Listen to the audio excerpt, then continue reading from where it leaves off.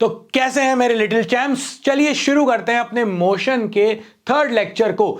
आज अपन लोग करने वाले हैं इक्वेशंस ऑफ मोशन। बहुत इंपॉर्टेंट हैं और ग्राफिकल तरीके से इनको ड्राइव करवाऊंगा और देन इनके कुछ क्वेश्चंस करवाऊंगा। तो चलिए शुरू करते हैं अपनी आज की कहानी। अब अपने पास जब अपन इक्वेशंस ऑफ मोशन की बात करते हैं तो कुछ टर्मिनोलॉजीज आती हैं, जैसे कि फाइनल वेलोसिटी को अपन लोग हमेशा रिप्रेजेंट करेंगे v से, इनिशियल वेलोसिटी को अपन लोग हमेशा रिप्रेजेंट करेंगे u से। अगर अपन एक्सेलरेशन की बात करें तो उसे रिप्रेजेंट करेंगे a से, टाइम को रिप्रेजेंट करेंगे t से और डिस्प्लेसमेंट को रिप्रेजेंट करेंगे s से। बहुत सिंपल तरीके से आपको इक्वेशंस ऑफ मोशन, तीन इक्वेशंस ये हैं आज अपने दोस्त, इनको अपन को ड्राइव करके लाना है। मतलब गाड़ी रुकी हुई है, चल रही है, अचानक से एक्सेलरेट हुआ, सारे के सारे जो क्वेश्चंस होते हैं ना अपने, वो सब इनसे सॉल्व हो जाते हैं। v is equals to u plus a t, ये है आज का अपना दोस्त नंबर 1 जिसे अपन को यहां पर लेकर आना है। दूसरी इक्वेशन है अपने पास s is equals to u t plus half a t square. तीसरी इक्वेशन है v square is equal to u square plus 2as। हर इक्वेशन की अपनी स्पेशलिटी होती है। बहुत सारे लोगों को यह डाउट होता है कि कौन सी इक्वेशन कब कहां कैसे यूज करनी है। बिल्कुल भी पैनिक मत करो, मैं आपको 1 बाय 1 सारी चीजें डिटेल में इस वीडियो के अंदर बता दूंगा। तो सबसे पहले शुरू करते हैं अपन पहली इक्वेशन के साथ। जब भी आप इक्वेशन ऑफ मोशन का डेरिवेशन करते हो, किसी भी इक्वेशन का डेरिवेशन करो, तीनों का डेरिवेशन करो, तो आपको जब ग्राफिकल मेथड का यूज करना होगा तो ग्राफ के कुछ बेसिक कॉन्सेप्ट्स हैं जो पता होने चाहिए। जैसे कि अगर मैं आपसे कहूं कि ये मेरे पास एक ग्राफ है, बिल्कुल आसानी के साथ, बिल्कुल सिंपल तरीके से समझो। अगर मेरे पास ये स्ट्रेट लाइन है, अब आपसे कहा जाए कोई कि सीधे चले जा रहे हो तो आप कहोगे हाँ कोई दिक्कत नहीं है। मगर अगर मैं आपसे कहूं कि यार आपको ऊपर हिल पे जाना है तो आप कहोगे यार इसकी स्लोप बहुत ज्यादा है, मतलब कि एक्चुअली में उसका हॉरिजॉन्टल से कुछ एंगल है। तो स्लोप एक्चुअली हमें वही बताने की कोशिश कर रहा होता है कि यार ये चीज कितनी स्टीप है, ये कम है। अगर मैं आपसे कहूं कि यार एक पहाड़ या एक स्लोप ऐसी है और दूसरी स्लोप जो है वो ऐसी है, तो आप कहोगे पहली वाली आसान है, दूसरी वाली मुश्किल है, थोड़ी ज्यादा स्टीप है। तो आपने कैसे बताया? आपने मुझे इस तरह से बताया कि इसका एंगल क्या है। इस एंगल के बेसिस पर हम ये डिसाइड करते हैं कि कोई भी जो हमारे पास लाइन है, या फिर प्रैक्टिकली लाइफ में भी हम देखें तो कोई चीज कितनी स्टीप है, कितनी कम स्टीप है, ये हमें पता चलता है। अब स्लोप निकालने के अपने दो फंडे होते हैं, ठीक है। अगर मैं आपसे कहूं ग्राफ, तो ग्राफ से आपके पास स्लोप निकलती है और ग्राफ से आपके पास एरिया निकल सकता है। अब ग्राफ से जब भी स्लोप निकलती है तो वो क्या होता है, वो हमें यह बताता है कि जो भी यहां y एक्सिस पर है उसमें changes with respect to x। अगर मैं आपसे कहूं कि ये y और x का ग्राफ है तो इसकी स्लोप क्या देगी, तो आप बोलोगे इसकी स्लोप हमें बताएगी चेंज इन y। ये डेल्टा का मतलब होता है change, change in y upon change in x। किसके रिस्पेक्ट में? x के रिस्पेक्ट में y में कितना चेंजेस आया। अब अपन ने कोऑर्डिनेट्स निकाल दिए। सपोज करो यहां का कोऑर्डिनेट है x1, यहां का है y1, तो ये हो चुका है x1, y1। अगर मैं आपसे बात करूं इस पॉइंट के लिए तो आप कहोगे ये x2 है, ये मेरे पास y2 है, तो यहां के कोऑर्डिनेट्स आ चुके हैं x2, y2, ठीक। तो अब स्लोप कैसे निकालें? तो स्लोप निकालने के लिए हम कुछ नहीं करते हैं, जो हमारे दो पॉइंट्स हैं इसमें y2 minus y1 upon x2 minus x1, यानी कि ये हो जाएगा y2 minus y1 upon x2 minus x1। बस दो पॉइंट्स चाहिए, स्लोप निकल के आ जाएगी। दूसरी चीज ग्राफ से क्या निकल के आती है, वो होता है एरिया। एरिया को ऐसे समझो कि बेसिकली एरिया आपको क्या बताएगा, जैसे कि स्लोप आपको बता रहा था y अपॉन एक्स, अगर देखा जाए तो y अपॉन एक्स ही बता रहा था, तो एरिया आपको क्या बताएगा? एरिया आपको बताएगा फाई इंटू एक्स, मतलब कि इनका प्रोडक्ट। स्लोप अगर आपको डिवीजन बता रहा था तो एरिया आपको बताएगा कि इनका प्रोडक्ट क्या आएगा। अब एरिया कैसे निकालोगे? तो भाई ये ट्रेपेजियम दिख रहा है कि नहीं दिख रहा? इस साइड की लेंथ कितनी है? y1, इस साइड की लेंथ कितनी है? y2, और इन दोनों के बीच का गैप कितना है? ये पूरा x2, ये x1, तो ये x2 माइनस x1। तो आपके पास ट्रेपेजियम जैसे ये बन रहा है, और ट्रेपेजियम याद नहीं है तो कोई दिक्कत नहीं है, इसको तोड़ दो दो पार्ट में। भाई ऊपर एक ट्राइंगल दिखेगा, नीचे आपको एक रेक्टेंगल दिखेगा। ये कितना है? x2 minus x1। ये कितना है आपके पास? y1, तो नीचे वाले का एरिया आ जाएगा x2 minus x1 into y1। और ऊपर वाले का एरिया कितना आ जाएगा, तो देखो ये वाली साइड की लेंथ कितनी है पूरी y1, ये कितना है, ये पूरा y2, ये है y1, तो ये कितना आ जाएगा अपने पास y2 माइनस y1। तो ये ट्राइंगल का एरिया निकाल सकते हैं क्या, हाफ बेस इनटू हाइट करके। तो हम उन एरियाज को सम कर देंगे। कुछ ऐसी ही जुगाड़ लगाने वाला हूं, इसीलिए तुम्हारे दिमाग में पहले से बिठाने की कोशिश कर रहा हूं। ये चीज नहीं सिखानी, मुझे सिखाना ये था कि स्लोप मतलब डिवीजन और एरिया मतलब प्रोडक्ट। अगर आपको एरिया निकालना है तो वो दोनों क्वांटिटी के प्रोडक्ट के बराबर वाली क्वांटिटी देगा, और अगर आपको स्लोप निकालनी है तो वो दोनों के डिवीजन वाली जो क्वांटिटी आएगी वो निकाल कर देगा। अब यहां पर अगर मैं आपको कहूं कि ग्राफिकल मेथड से इक्वेशंस ऑफ मोशन को ड्राइव करना है, बहुत आराम से ड्राइव करेंगे अपन, बिल्कुल सिंपल तरीके से।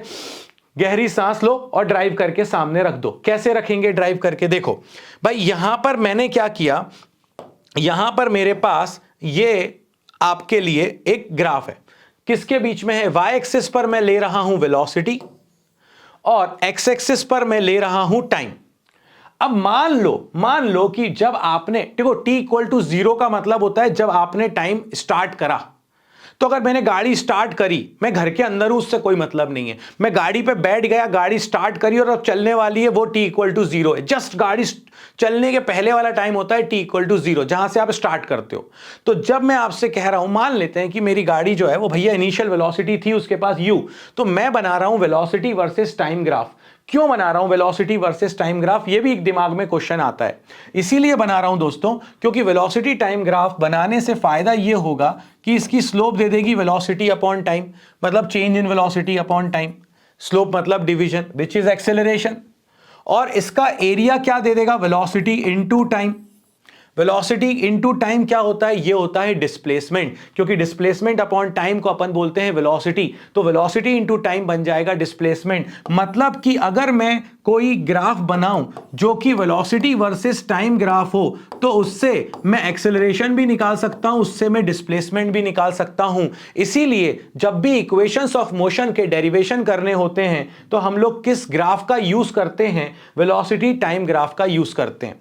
अब मान लीजिए कि आपके पास इनिशियल वेलोसिटी है u, और जैसे जैसे टाइम आगे बढ़ा आपकी वेलोसिटी बढ़ती गई लीनियरली बढ़ती गई, और t टाइम के बाद वो वेलोसिटी हो गई v। तो इनिशियल वेलोसिटी u थी, फाइनल वेलोसिटी आपके पास हो गई v।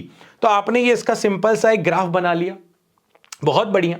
ये वाला टाइम, ये हो गया आपके पास इनिशियल वेलोसिटी u, ये हो गई फाइनल वेलोसिटी v, ये इनिशियल टाइम था 0 और ये हो गया आपके पास t टाइम। अब मुझे पहली इक्वेशन निकालनी थी, तो मैंने कहा भाई एक्सेलरेशन क्या होता है, आपने कहा एक्सेलरेशन होता है change in velocity upon time. तो यहां पर इस ग्राफ की जो स्लोप है वो क्या देगा, वेलोसिटी अपॉन टाइम देगा, basically change in velocity upon time interval देगा।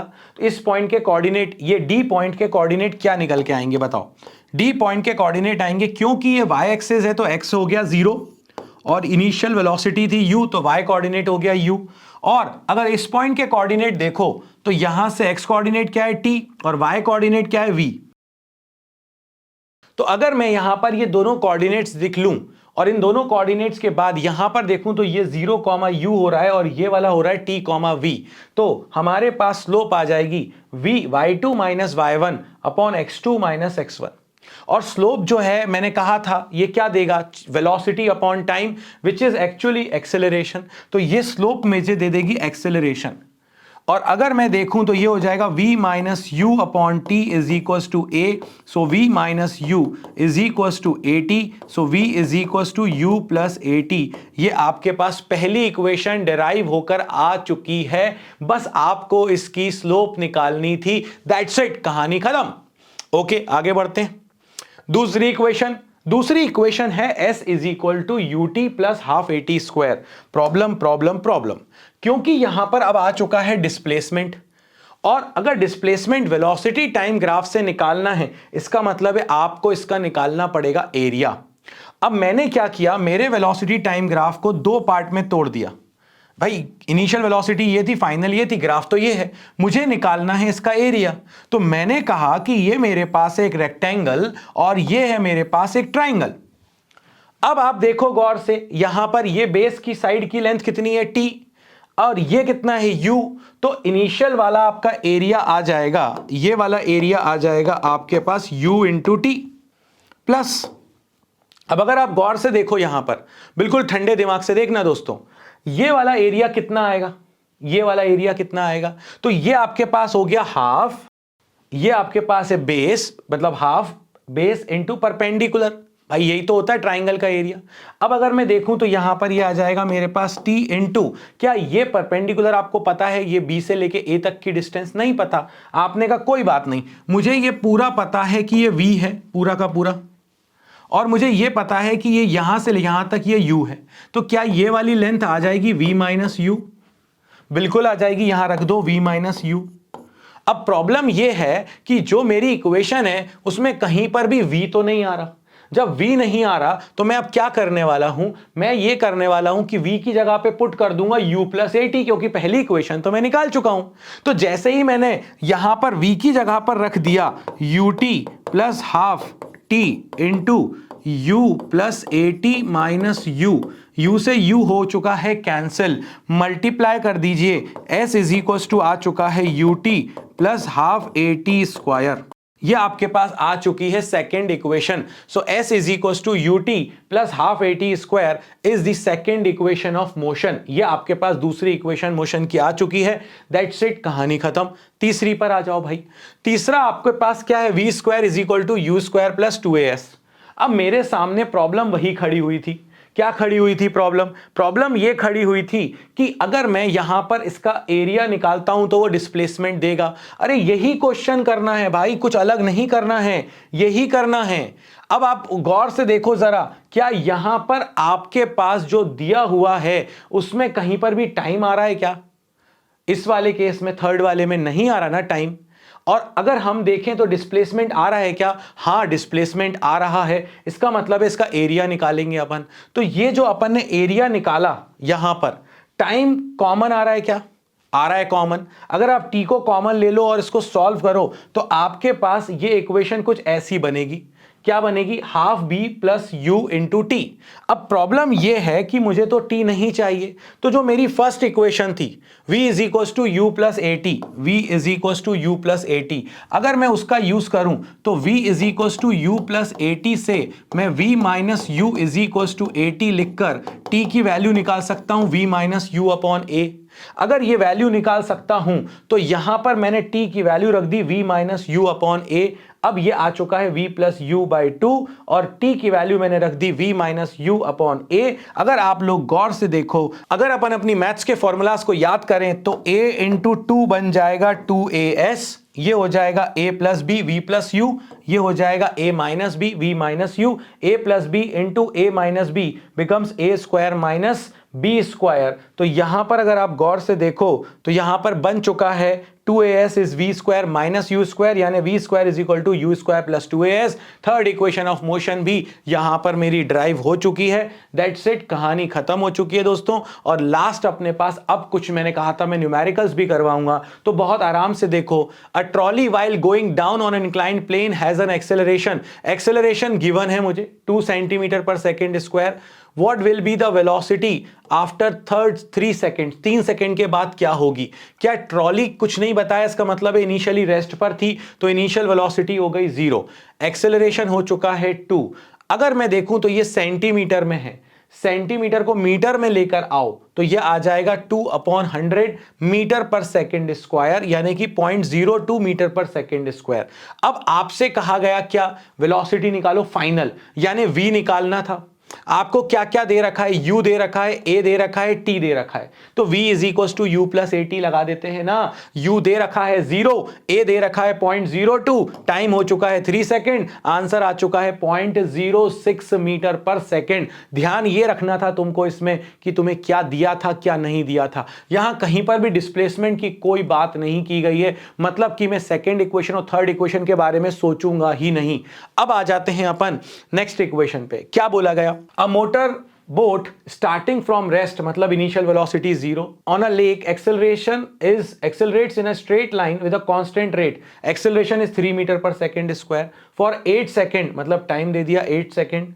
How far does the boat travel during this time, मतलब आपको अब क्या निकाल कर लाना था, डिस्प्लेसमेंट निकाल कर लाना था। अगर डिस्प्लेसमेंट निकाल कर लाना था तो भाई डिस्प्लेसमेंट के लिए एस चाहिए, वी फाइनल वेलोसिटी नहीं दी। कौन सी इक्वेशन लग सकती है जिसमें फाइनल वेलोसिटी ना आती हो? Equation number 2। क्यों? क्योंकि इसमें डिस्प्लेसमेंट निकालना है और फाइनल वेलोसिटी नहीं दी। तो ut plus half at square, अगर अपन देखें u दे रखा था 0, t की वैल्यू अपन को दे रखी थी कितने seconds, 8 seconds, plus half a acceleration दे रखा था 3 और ये दे रखा था अपन को 8 टाइम। जैसे ही देखें तो ये चीज हो चुकी है 0।